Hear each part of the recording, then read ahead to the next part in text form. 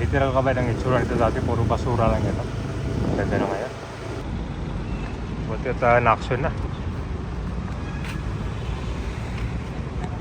Wow, malinis na ngayon. Ito yung sa Binondo, Manila. Kung sa harap yan po yung Pasig River Esplanade, dito naman unting-unting gumaganda na. Ating pasyalan ngayon itong kabilang side naman. Alam niyo ba na marami ding mga namamasyal dito sa ilalim ng ramp to ng Binondo Intramuros Bridge. Ang Plaza Yuchenko, ang ganda oh. Ito ay na-redevelop panahon ni Yorme dati.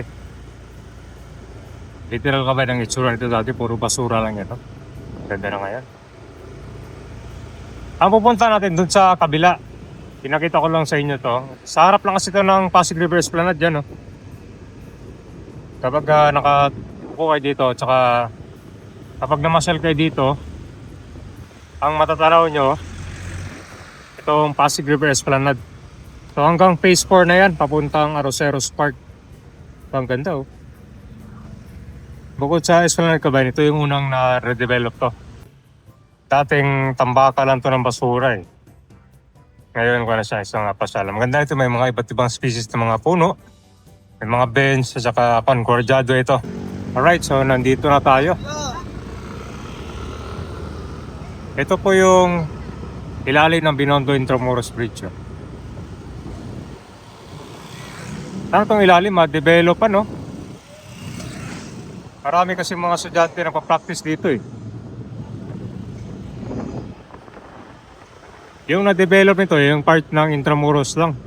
Dito sa Binondo naman, wala pa. Itong gusali dito dati, puno ng mga barong-barong. Natanggal na yung mga informal settlers yun eh.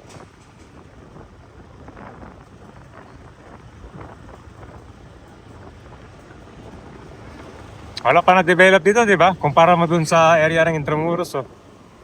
Siguro pag naiikot na yung gagawing esplanade. Ngayon kasi nagawa nito, phase 4 hanggang Arroceros Park pa lang yun. Ito wala no? Tingnan natin. Yan, puno ng mga street dweller dati dyan. Oh. Nalinis na. Tsaka ako na rin. Malapit na matapos tong gusali. Oh. Napinturahan. Tsaka yun, may finishing na sa labas.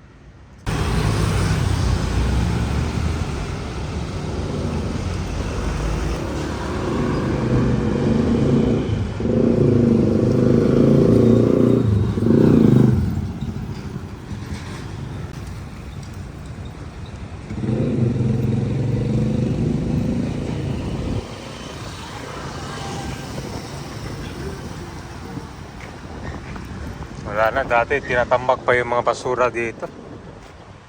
Hanggang ngayon, no? Dati, yan mo, may naiwan pa nga. Yan yung tinatambak dati yan. Saka dito. Nabuti yata na-aksyonan na agad to.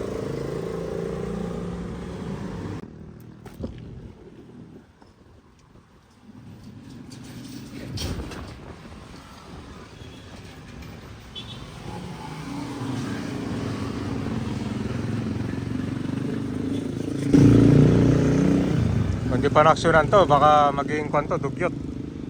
Saka mas dumami yung mga formal settlers. Ayan o, yan yung Pilis Kilos. Alam ko araw-araw pinupunta ng clearing team to eh. Hanggang sa ngayon, natanggal na talaga. Na-wipe out na.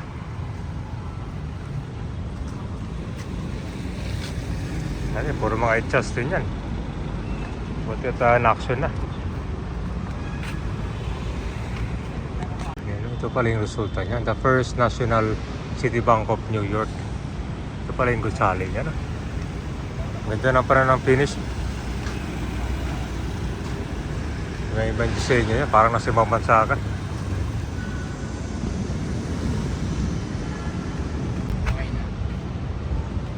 Labas oh.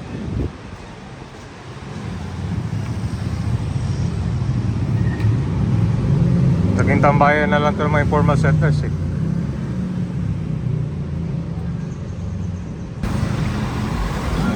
Dito mukhang may bagong i-develop pa. Saka na itong gusali dito. Na-demolish na rin no? Ito wala nang ano, parang naging haunted. Ano yung gagawin dyan? Parang abandonado siya.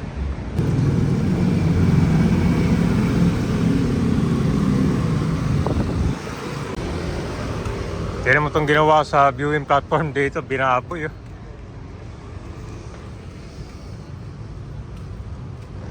Naubos yung bakal.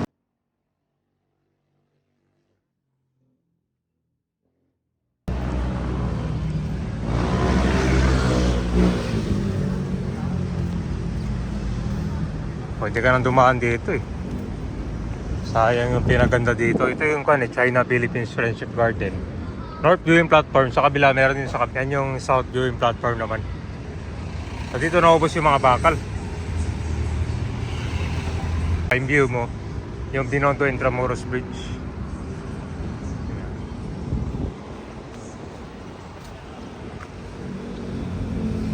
Wala, binaboy yun.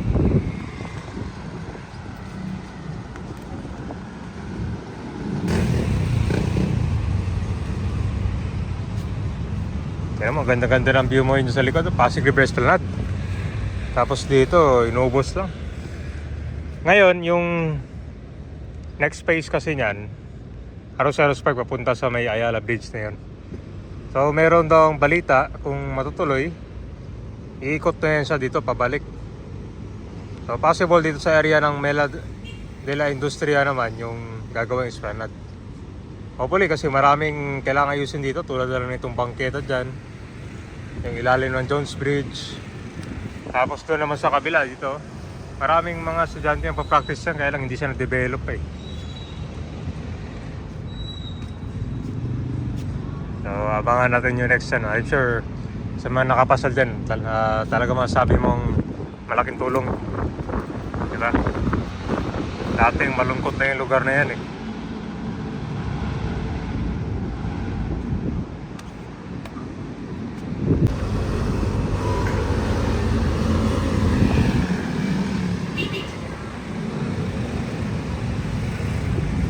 Dito maraming mga estudyante na nagpa-practice, lalo na pag break time. Ito kasi dito hindi mainit, parang may silungan sa taas. Yan yung pinakabubong yan, di ba? Ito yung nabanggit natin kabayan, kapag ma-develop to dito, mas magbenepisyo yung mga turista, lalo na yung mga estudyante. Ngayon kasi kung ma-develop to dito, siguro antay pa yung Pasig River Esplanade na iikot. Kasi di ba hanggang doon na sa may Aros Park to eh. Ayun, yung next na gagawin dito na naman.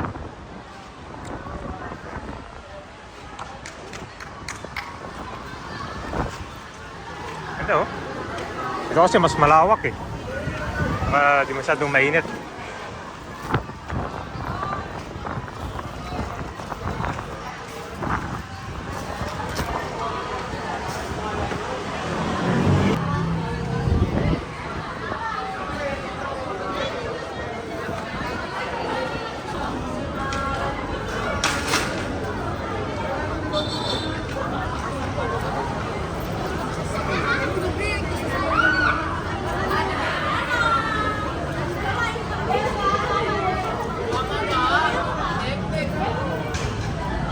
Itong ilalit lang, napuno ng basura oh. Ng mga itsas oh.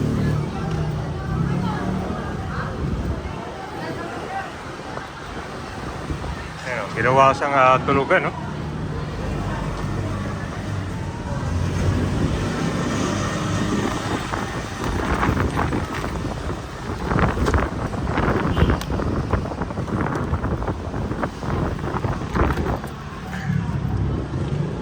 Ito, may iba na siya ito. May pangyan sa ilalim ah. Oh, talagang natugyot siya, may mapanghi. May pa ng mga dumadaan dito, galing sa taas, pababa dito. Oh, namoy kontra, ginawang itsusan. Namoy mapanghi pa.